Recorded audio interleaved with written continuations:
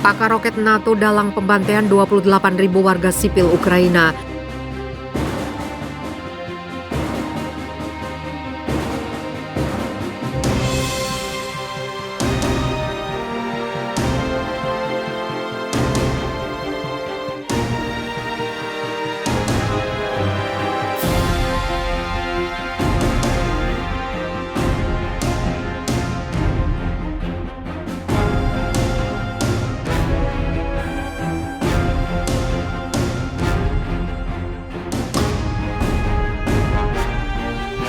Pakar roket NATO dalang pembantaian 28.000 warga sipil Ukraina.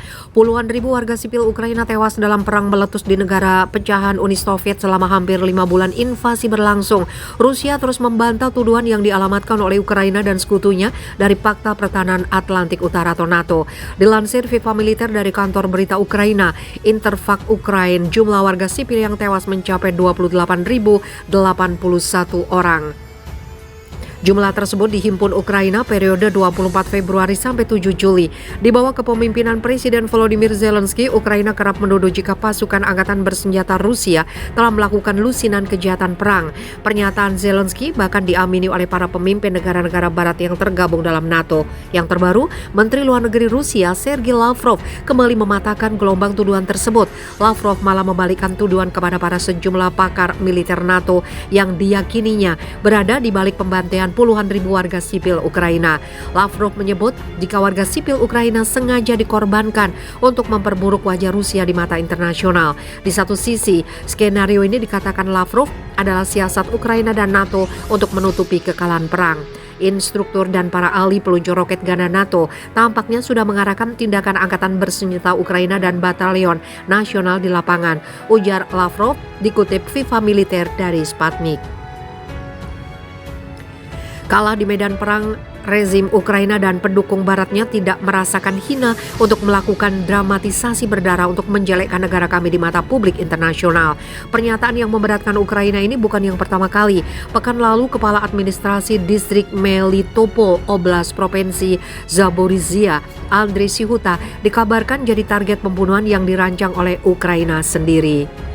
Kabar itu dikonfirmasi oleh Wakil Kepala Direktorat Utama Kementerian Dalam Negeri Rusia, Alexei Selivanov.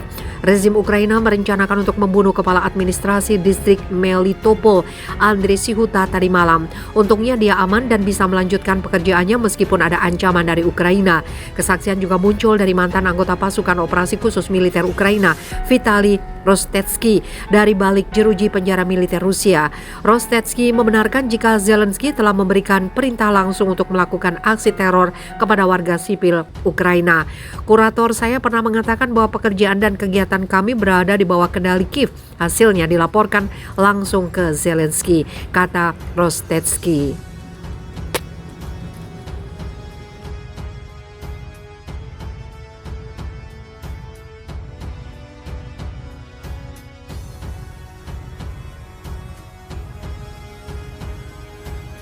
Rebut Luhansk, Rusia alihkan serangan ke Donetsk. Pasukan Rusia menyerang sasarannya di seluruh wilayah Donetsk timur Ukraina pada hari Selasa. Serangan itu dilakukan untuk mempersiapkan jalan bagi kendaraan lapis baja yang diharapkan untuk mencoba mengambil lebih banyak wilayah ketika perang yang telah berlangsung selama 5 bulan memasuki fase baru. Serangan itu yang dilaporkan oleh pejabat regional dan militer Rusia menyusul keberhasilan Rusia merebut kota Lysychansk di Ukraina pada hari Minggu, sebuah langkah yang memberinya kendali penuh atas wilayah Luhansk, salah satu tujuan perang utamanya.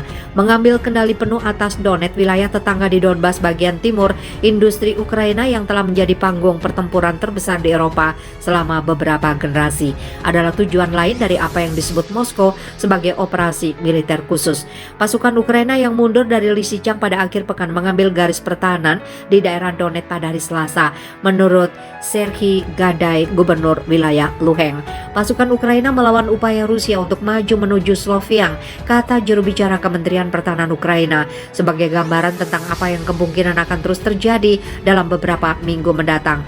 Pavlo Kirilenko, gubernur wilayah Donetsk, mengatakan di TV bahwa wilayahnya telah dihantam dalam semalam. Sloviansk dan Kramatorsk diserang.